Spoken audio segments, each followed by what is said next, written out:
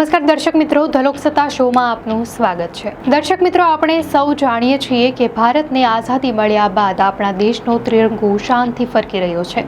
પણ શું તમે જાણો છો કે ભારત આઝાદ થયું તેના 4 દાયકા પહેલા વિદેશની ધરતી પર એક મહિલાએ સૌથી પહેલીવાર ભારતનો ઝંડો લહેરાવ્યો હતો। આજે આપણે એ જ મહાન મહિલા વિશે વાત કરવાના છીએ।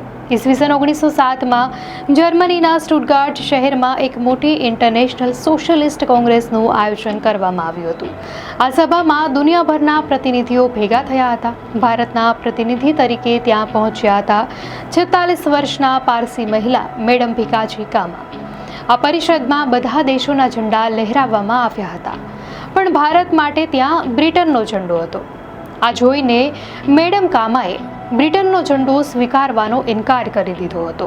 તેમણે પોતાના હાથે એક ઝંડો બનાવ્યો જે અત્યારના આપણા તિરંગાથી થોડો અલગ હતો, પણ તે ભારતીયતાની ભાવનાને રજૂ કરતો હતો। તેમણે આ ઝંડો હાથમાં લીધો અને એક જોરદાર ભાષણ આપ્યું। તેમણે દુનિયાભરના લોકોને સંબોધતા કહ્યું, ઓ દુનિયાના સાથીઓ, જુઓ, આ ભારતનો ઝંડો છે। આજ ભારતના લોકોનું પ્રતિનિધિત્વ કરે છે, આને સલામ કરો। તેમના શબ્દોએ ત્યાં હાજર દરેક ભારતીયના હૃદયમાં રાષ્ટ્રભક્તિની જ્યોત પ્રગટાવી દીધી। આ સમય હતો જ્યારે ભારતમાં આઝાદીની લડાઈ ધીમે ધીમે વેગ પકડી રહી હતી। ઈસવીસન 1905માં બંગાળના ભાગલા પડ્યા હતા અને તેના વિરોધમાં આખા દેશમાં રાષ્ટ્રવાદની લહેર પ્રસરી હતી।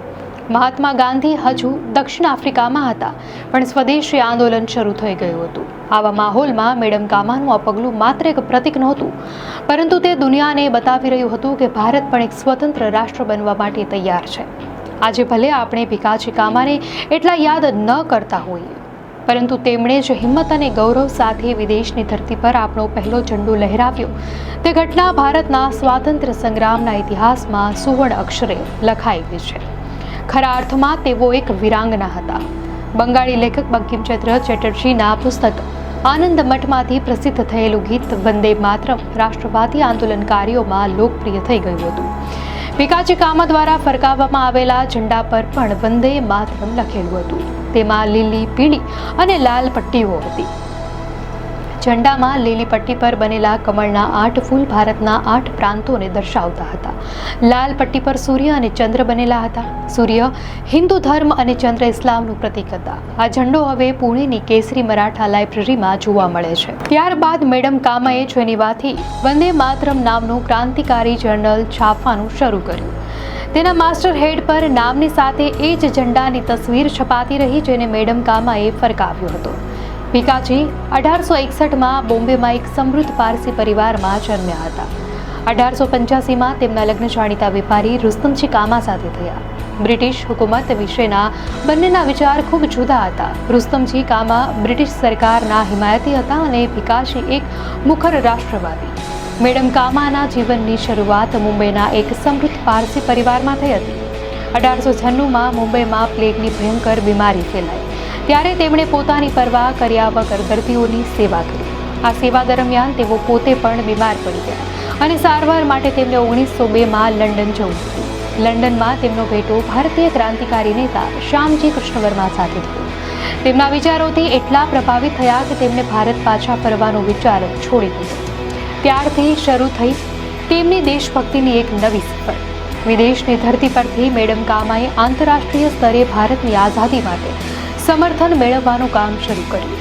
બ્રિટિશ સરકારની નજર હંમેશા તેમના પર રહેતી હતી।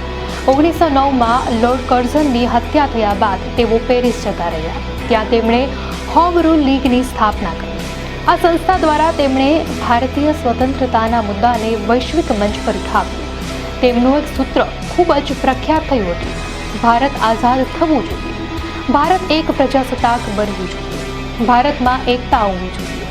લગભગ 30 વર્ષ સુધી મેડમ કામાએ યુરોપ અને અમેરિકામાં સતત ભાષણો અને ક્રાંતિકારી લેખો દ્વારા ભારતીયોના હક માટે અવાજ ઉઠાવ્યો। આ સમયગાળામાં તેમણે વીર સાવરકર, એમપીટી આચાર્ય અને હરદયાલ જેવા અનેક ક્રાંતિકારી નેતાઓ સાથે મળીને કામ કર્યું। પ્રથમ વિશ્વયુદ્ધ દરમિયાન બ્રિટિશ સરકારની તેમના પરની નજર વધુ કડક બની અને તેમને 2 વાર કસ્ટડીમાં પણ લેવામાં આવ્યા હતા। તેમના માટે ભારતમાં પાછા ફરવું લગભગ અશક્ય બની ગયું હતું. છેવટે 1935માં જ્યારે તેમને રાષ્ટ્રવાદી પ્રવૃત્તિઓ બંધ કરી દેવાની શરતે વતન પાછા ફરવાની મંજૂરી મળી ત્યારે તેઓ ખૂબ બીમાર હતા. નાદુરસ્ત તબિયતને કારણે 1 વર્ષ બાદ 1936માં તેમનું અવસાન થયું. મેડમ ભીકાજી કામાનું ભારતના સ્વાતંત્ર્ય સંગ્રામમાં યોગદાન અદ્વિતીય છે. 1962માં ભારતના તાર અને ટપાલ વિભાગે પ્રજાસત્તાક દિને તેમની યાદમાં એક ટપાલ ટિકિટ બહાર પાડી. આજે પણ દેશમાં ઘણા રસ્તાઓ અને ઇમારતો તેમના નામે છે, પરંતુ દુર્ભાગ્યવશ તેમના યોગદાન વિશે બહુ ઓછા લોકો જાણે છે. આજે આપણે તેમને યાદ કરીને તેમના બલિદાનને સલામ કરીએ. મેડમ ભીકાજી કામાએ વિદેશમાં રહીને પણ ભારત માતાની સેવા કરી અને આઝાદીના સપનાને જીવંત રાખ્યો. દર્શક મિત્રો, આ માહિતી આપને કેવી લાગી? આપની પ્રતિક્રિયા અમને કોમેન્ટમાં ચોક્કસથી જણાવશો. અને જો આપને આ વિડીયો સારો લાગ્યો હોય તો વિડીયોને લાઇક કરો અને ચેનલને સબસ્ક્રાઇબ કરો.